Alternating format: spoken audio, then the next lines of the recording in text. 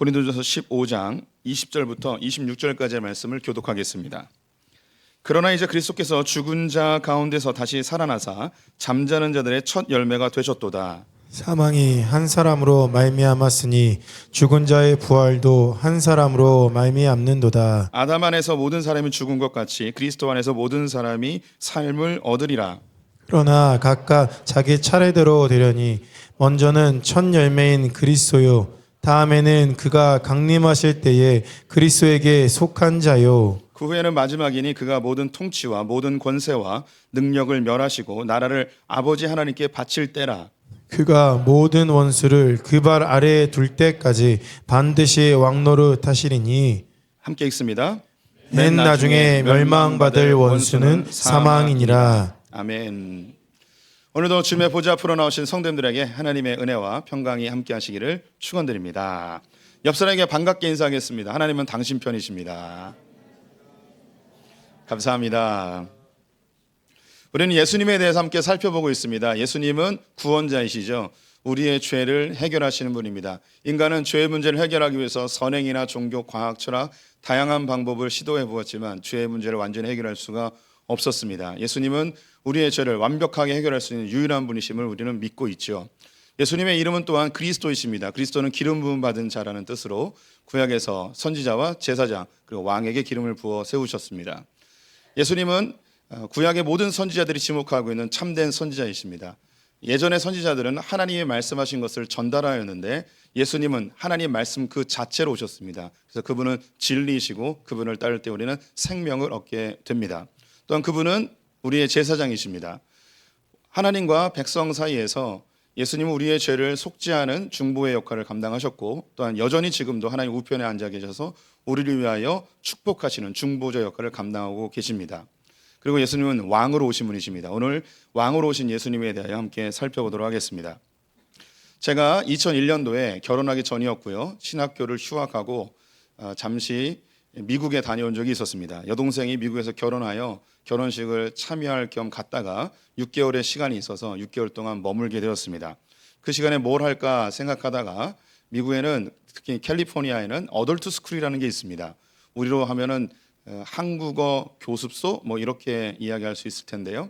이민 온 사람들이 이 어덜트 스쿨에서 영어를 배우고 사회에 진출할 수 있도록 무료로 도와주는 단체 국가기관입니다.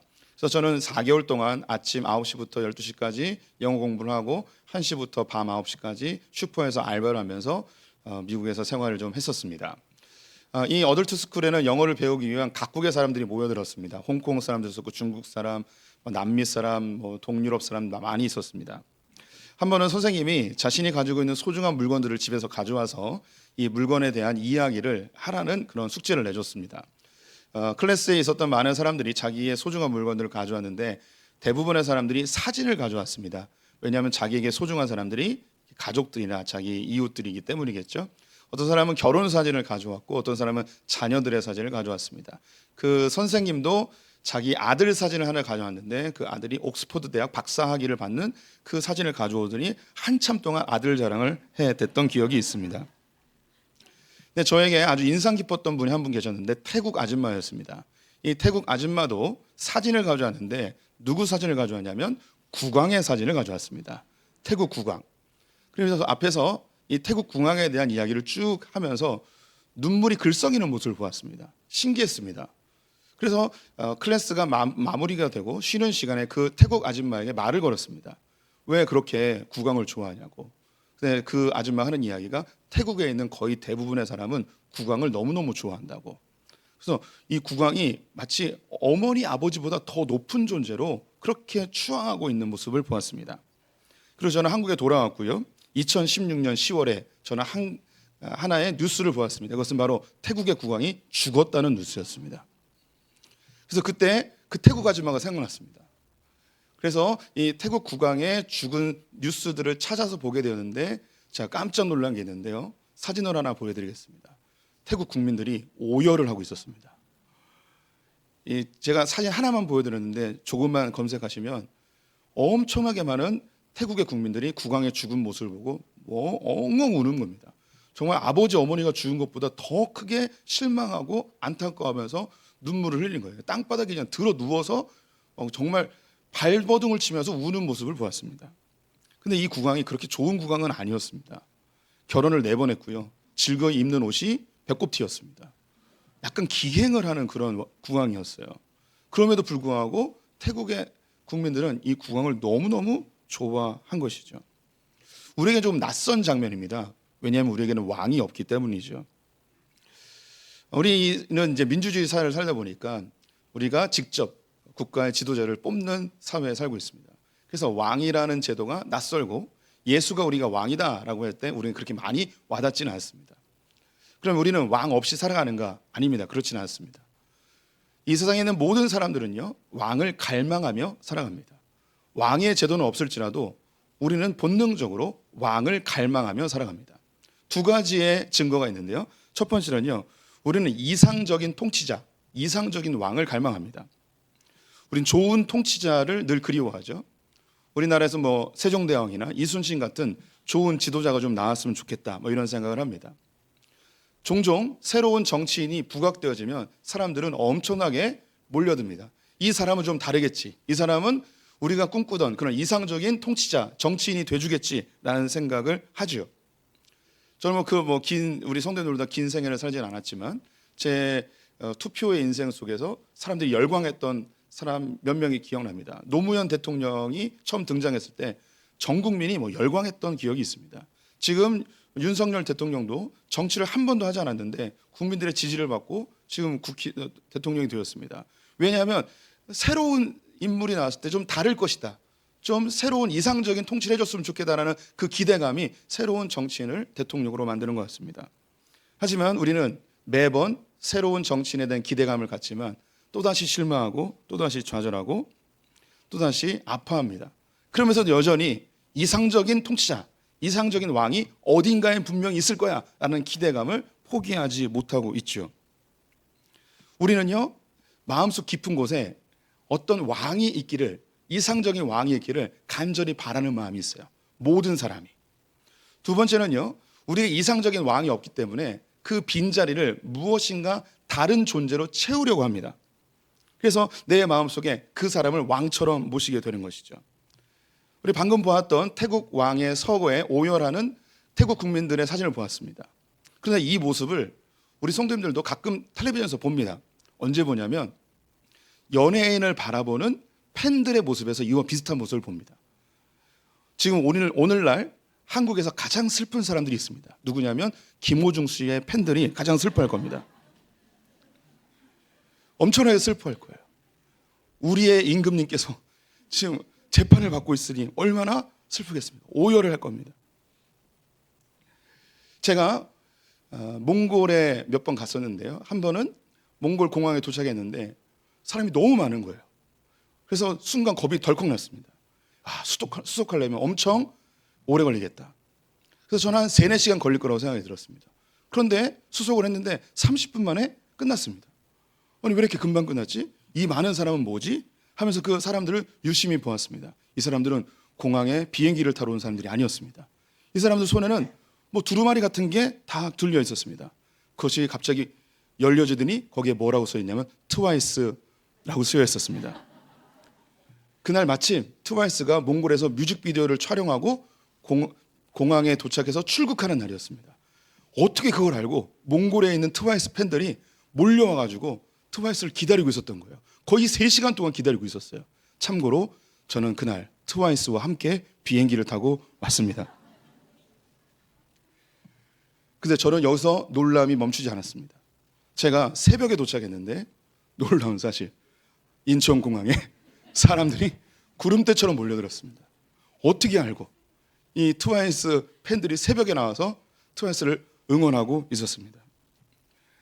그들은요, 이 아이돌 스타를 자신의 왕으로 모시는 거죠. 제가 왜 왕이라고 표현하냐면 왕은 통치자입니다. 통치에 의해서 사람들이 다스려지죠. 아이돌의 스케줄에 의해서 그 사람의 삶이 다스려지고 있고 자기의 인생이 흘러가고 있는 것을 보게 되죠. 그뿐만 아니라 우리 성도들의 삶에 스포츠 스타나 혹은 영화의 어떤 그 히어로들을 우리의 마음에 왕으로 모시는 경우들도 종종 보게 됩니다. 사람들은요, 이상적인 어떤 통치자 왕이 있을 거라고 생각하고 그 왕의 빈자리를 어떤 사람으로 사람들이 추앙할 만한 그런 인물로 채우는 것을 보게 되죠. 왜 그럴까요? 왜 사람들이 이렇게 왕을 갈망할까요? 그 이유는요, 하나님이 우리를 그렇게 만드셨어요. 하나님은 왕으로, 우리는 하나님의 백성으로. 그래서 하나님이 우리의 왕으로 들어오지 않는 이상 이 마음속에는 영원히 이상적인 왕을 갈망하게 되었고, 이 왕을 찾지 못한 경우에는 다른 누군가를 나의 왕으로 모시고 살아가게 된다는 것입니다. 모든 사람은 왕을 갈망하게 되어 있습니다.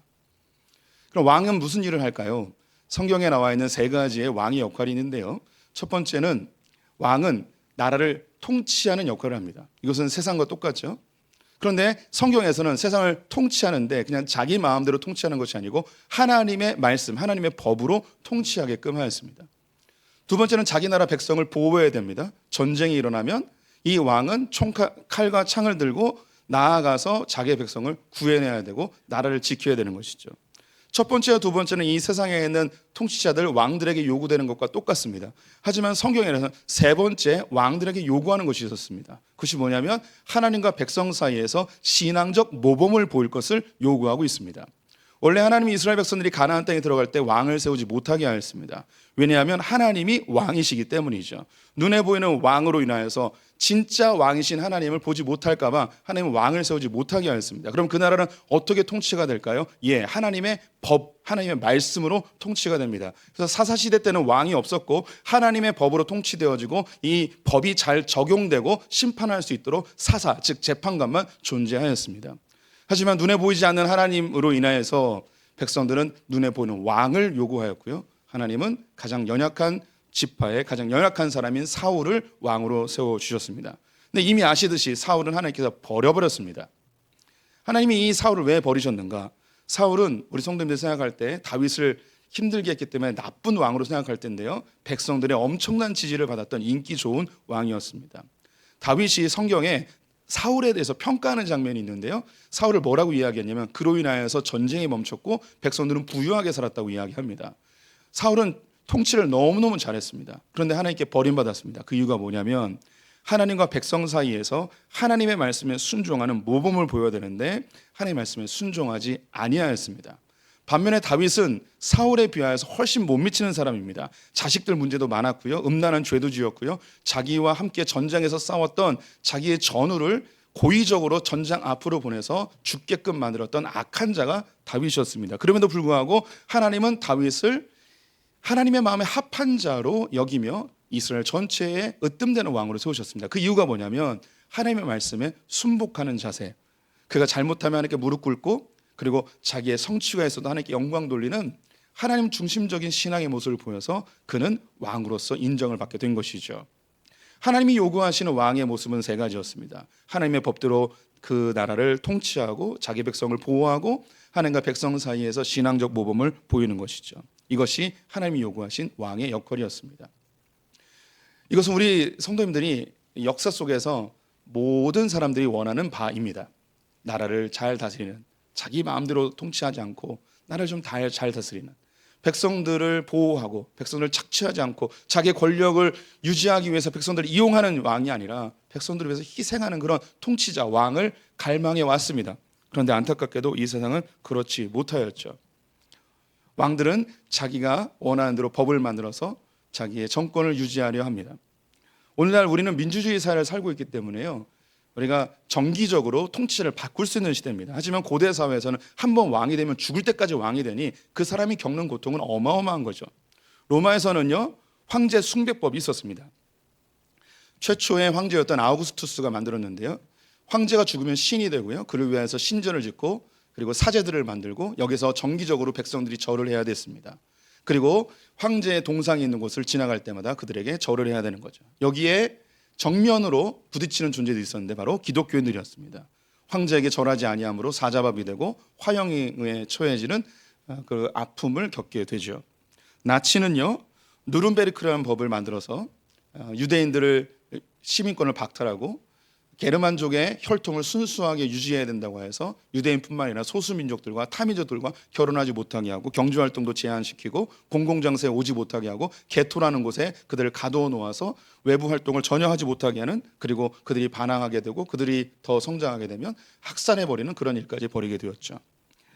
중국에서 모택동은 문화혁명을 일으키면서 지식인과 공무원, 교수들을 정기적으로 자아 비판하게 하고 농업을 융성시킨다 해서 이 지식인들을 다 시골로 보내서 그들을 농업에 종사하게 하였습니다. 이것을 반항하거나 순종하지 않는 자는 홍위병이라고 불리는 젊은 청소년들을 동원하여서 무참하게 재판도 하지 않고 즉결 심판하여 중국의 엄청난 어둠의 시대를 겪었던 것을 우리가 잘 알고 있습니다. 이와 같이 이 세상은 이런 어둠의 세월들, 자기의 통치권을 유지하기 위해서 사람들을 유린하고 법을 마음대로 이용했던 시절들이 너무나 많습니다. 이건 고대로부터 지금까지 계속해서 반복적으로 일어나는 일이죠. 그러면서 우리의 마음속에, 아니 모든 인류의 마음속에 올바른 왕이 좀 태어났으면 좋겠다, 올바른 왕이 좀 있었으면 좋겠다, 이런 갈망함이 있죠. 이스라엘은요, 바벨론과 페르시아와 헬라와 로마에서 400여 년 동안 핍박의 세월을 받습니다. 그들의 정권을 유지하기 위해서 이스라엘은 엄청난 핍박을 받게 되었고 세금을 내게 되었고 전쟁에 동원되어지고 고통의 세월을 보내게 되죠. 이런 그들에게 성경은 이야기합니다. 너희들에게 진정한 참된 왕이 올 것이다. 이 왕은 이스라엘의 왕뿐만 아니라 열방의 왕, 만왕의 왕, 온 세계의 왕으로 오실 분이다라고 예언을 해 주십니다. 그분이 누구냐면 바로 예수 그리스도이십니다. 예수 그리스도가 열방의 왕으로 모든 민족의 저와 우리 성도님들의 왕으로 이 땅에 오셨습니다. 그분은 참된 왕이십니다. 그분이 오심으로 인하여서 이 땅에 하나님의 말씀으로 통치가 임하게 되었습니다. 하나님 나라가 실현되고 효력을 발휘하게 된 것이죠. 예수님 이후로 이 세상은 급격하게 변화가 되었습니다. 황제를 숭배하던 로마는요 300여 년이 지나서 기독교 국가로 바뀌게 되었습니다. 또한 미개하였던 유럽은 기독교를 받아들이며 세계에서 가장 잘 사는 세계적인 선진국으로 변하게 되었습니다. 나치의 폭압 앞에 보네포라는 유명한 목사님은 그들과 마음을 같이 하는 기독교인들이 그것을 저항하는 운동도 하였습니다. 공산주의가 이 땅을 짓밟을 때 교회는 이 공산주의와 끝까지 싸워내는 일을 하였죠.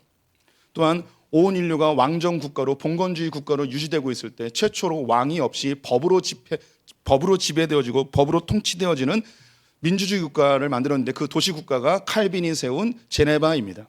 이 칼빈의 영향을 받은 장로교 교인들이 영국으로 넘어가서 피를 흘리지 않고 왕을 내리고 민주주의 국가를 만든 명예혁명이 일어나게 되었습니다. 영국은 그 이후에 왕을 다시 세우지만 여전히 민주주의 국가로 입헌군주제를 따르고 있죠. 그 영향을 받은 사람들이 청교도들이 미국으로 넘어가 민주주의를 만들고 전 세계 60% 이상의 나라들이 민주주의 국가로 지금도 유지되어지고 있습니다.